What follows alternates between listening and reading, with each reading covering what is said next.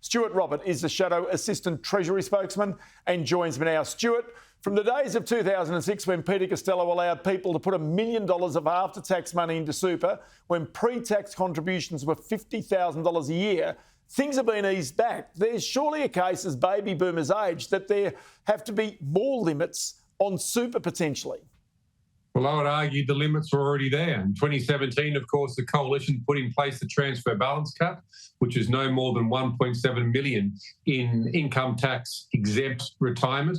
That's indexed. That'll rise to 1.9 million, we think, on 1 July. It might be 1.8 million. And, of course, non-concessional and concessional caps. So all of those speed bumps are already there to ensure equity and fairness. Large balances are very much an historical aberration. I just can't see how, short of some wild market speculation, you'll see these things again. So is this really an attack on self-managed superannuation funds? It absolutely is. 90% of large balances are in superannuation, or self-managed superannuation, and give or take, there's 600,000 of those accounts. But these are Australians, and I'm one of them. I have a self-managed super fund who want to run their own super outside of retail or industry funds. And this historical aberration of very large fund balances will wash through the system. But the Treasurer is talking about capping it at 3 million. Well, a lot of these are illiquid assets. And if the Treasurer wants to speak about equity and fairness, well, maybe he should cap all defined benefit pensions from the government. PSS, CSS, judicial pensions, all of the old government pensions. Everyone should be treated the same, Ross. So that means that old politicians, old judges, whatever it might be, all of those people would suddenly find either their income cut or indeed their benefits reduced as a result of them having their income streams valued to make certain that they would comply with that $3 million cap that's being bandied about by the government. Well, the Treasurer's objective of super is 24 words, and the last couple words include equity and sustainability.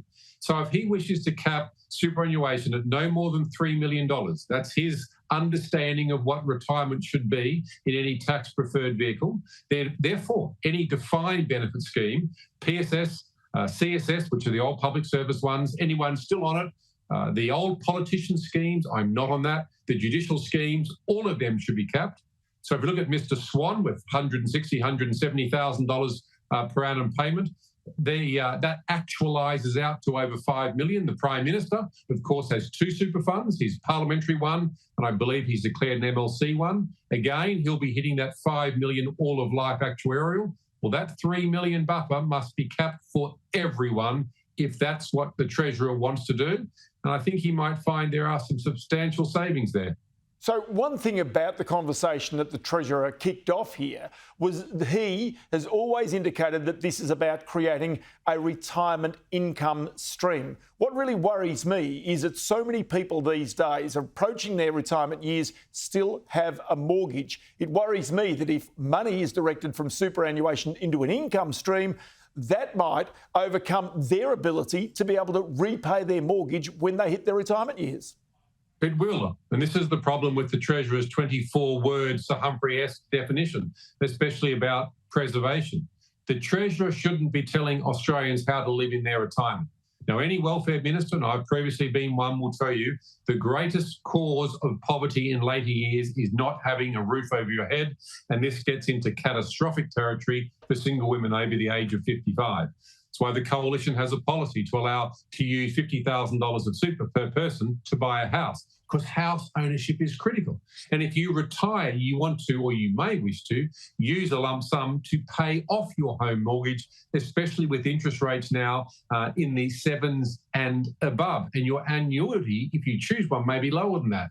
Australians have to have choice. It's their money, Ross. It's not the government's. This is not the government's purpose. This is about ordinary Australians. It's their money. They should choose. And just a final one for you, and that is that it almost seems if it is a retirement income, that they don't want it to be used as a transfer wealth mechanism to the next generation. In other words, that the money runs out during your living years and that leaves less to go to the next generation. Again, this is a whole conversation that Australians need to have and understand as a part of this potential reform. Ross, this is death duties dressed up in reform. Let's not kid ourselves. Anytime the Treasurer speaks about not having a wealth transfer, that's just a newfangled woke set of terms for we're going to have a death tax. If you leave money in super, the government's going to take it because this government believes they can spend your money better than you. The current system exists now that allows for that transfer, and I believe there is a modest taxation at the other end, but that's been in place for many, many years. The rules exist. Don't touch the rules. People take long-term planning decisions for their retirement with the rules, and they didn't expect a greedy Labor government to come screaming for your money and introduce new taxation halfway through their life when they're trying to plan for their retirement. Leave the rules alone. They're in a good place. The government promised they wouldn't touch super. This is one of the biggest broken promises we've seen. They should politely and graciously back down, and they should do it now. Shadow Assistant Treasurer Stuart Robert, always good to chat to you. Many thanks for your time today. Thanks, Ross.